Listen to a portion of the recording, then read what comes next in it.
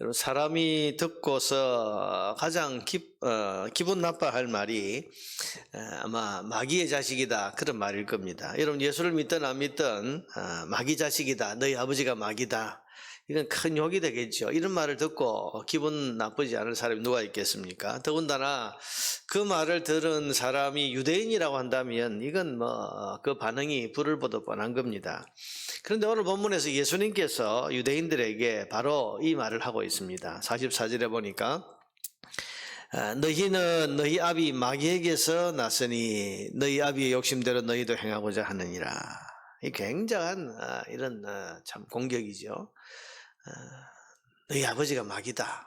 여러분, 우리 지금도 네가 마귀 자식이다 이러면 이게 큰 욕이고 정말 기분 나쁜 그런 이야기가 되는데, 예수님께서 왜 이런 과격한 말씀을 하신 것일까? 그 이유는 이 유대인들이 진리를 보고 보인 반응 때문입니다. 40절을 보면, 여러분 40절을 보세요. 지금 하나님께 들은 진리를 너희에게 말한 사람이 나를 죽이려 하는도다. 이들은 진리를 말씀하시는 예수님을 죽이려고 했습니다. 진리를 말하기 때문에 죽이겠다. 42절을 보세요. 예수께서 이르시되 하나님이 너희 아버지였으면 너희가 나를 사랑하였으리니 이는 내가 아버지께로부터 나와서 왔음이니라. 이들은 하나님이 보내신 예수님을 눈앞에 보고 그 말씀을 듣고도 전혀 사랑하지 않았습니다. 오히려 미워하고 증오했습니다. 진리를 가진 분을 미워하고 증오하고 있다.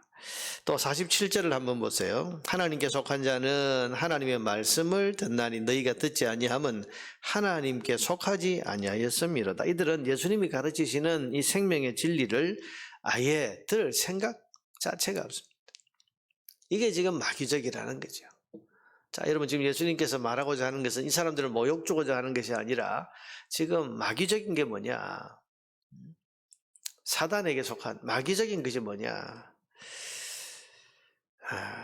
진리를 말씀하시는 예수님, 진리를 가졌다는 이유로 해서 죽이려고 하고, 또 진리를 가지고 오신 분을 미워하고, 진리를 전파하는 분을 미워하고, 또 진리의 말씀을 아예 거절하고 들을 생각을 하지 않는, 이게 마귀적인 것이다. 이게 사탄의 특징이라는 거죠. 여러분, 이것이 이들이 하나님께 속하지 않았다는 것을 단적으로 보여주는 증거들입니다. 마귀는 진리를 싫어합니다. 그래서 진리가 전해지는 것을 방해합니다.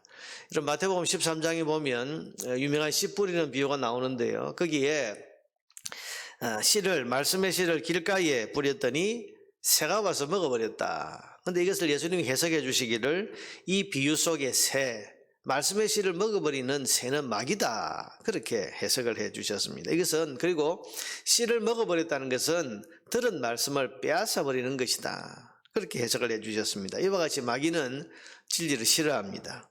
진리가 전해지는 것을 방해합니다. 진리의 말씀이 가르쳐지고 또 진리의 말씀을 소유하는 것을 아주 미워하고 증오하고 꺼려하는 거죠.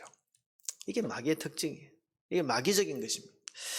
예수님이 가르치신 진리는 뭡니까? 사람이 죄 문제를 해결하고 구원과 영원한 생명을 얻게 하는 진리입니다. 하나님은 사람의 구원을 원하시기 때문에 이 진리를 예수님을 통해서 온 세상에 알리신 것입니다. 그런데 이 진리를 싫어하고 진리가 전파되는 것을 방해하는 것은 하나님을 방해하고 하나님의 뜻을 가로막는 것입니다. 그러니 이것이 마귀에게 속한 증거고 그들이 지금 마귀 자식 노릇을 하고 있다는 그런 증거라고 말할 수 있는 것입니다. 여러분, 지금도 마귀는 진리를 싫어합니다. 사람들이 진리를 아는 것을 싫어하고 진리가 전파되고 진리가 알려지는 것을 싫어하고 이것을 방해합니다.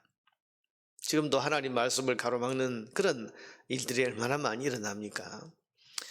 우리가 복음을 전하다 보면 이 하나님의 말씀, 사람을 살리는 생명의 이 복음을 귀 기울여 잘 듣는 분이 있는가 하면, 어떤 사람들은 자기와 아무 관계가 없는데도 그 진리 자체를 말하는 것을 굉장히 싫어하고 또 진리를 다른 사람이 전하는 것을 방해하는 이런 것들을 우리가 보게 되는데요.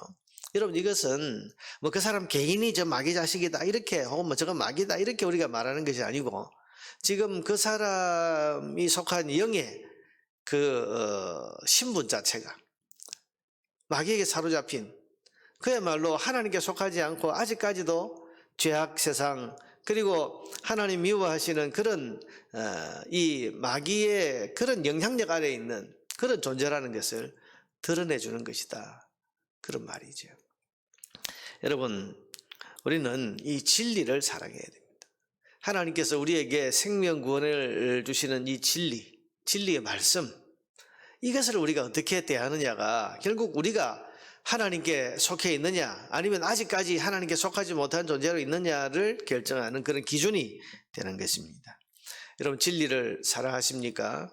진리의 말씀을 기뻐하고 예수님의 진리인 복음을 널리 전하고 사람들이 알게 하는 이 일에 여러분 동참하고 있으십니까? 진리의 말씀에 대한 태도가 그 사람이 어디에 속한 사람인지를 말해주는 것입니다. 우리는 주님께로 받은 이 진리의 말씀을 소중히 여겨야 됩니다. 우리가 금보다 귀한 말씀이다, 꿀송이보다 더 달다, 그렇게 표현하지만 이게 단순한 어떤 수사학적인 그런 표현이 아니라 정말 우리 마음에 하나님 말씀이 귀하고, 어제도 우리 목사님들하고 그런 이야기를 했습니다만, 이 하나님의 말씀이라는 것이, 여러분 우리가 지금 통독을 하고 있습니다만, 성경을 읽기 전에는 이 성경을 읽는 것이 좀 낯설기도 하고 부담스럽기도 하고 그런 마음을 가졌는데, 막상 성경을 읽다 보면 말씀이 얼마나 재미있고 말씀이 얼마나 참